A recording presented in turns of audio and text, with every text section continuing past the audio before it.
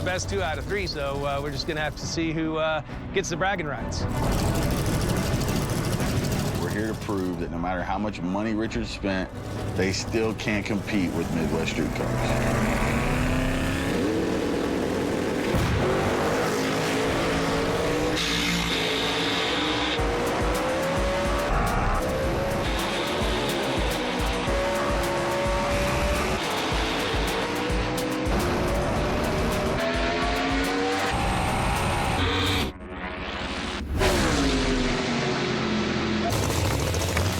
This is do or die. I mean, this is sudden death. So we got to win this race or we're going home losers. It's not an easy task against these guys. They race every single week, and it's what they do.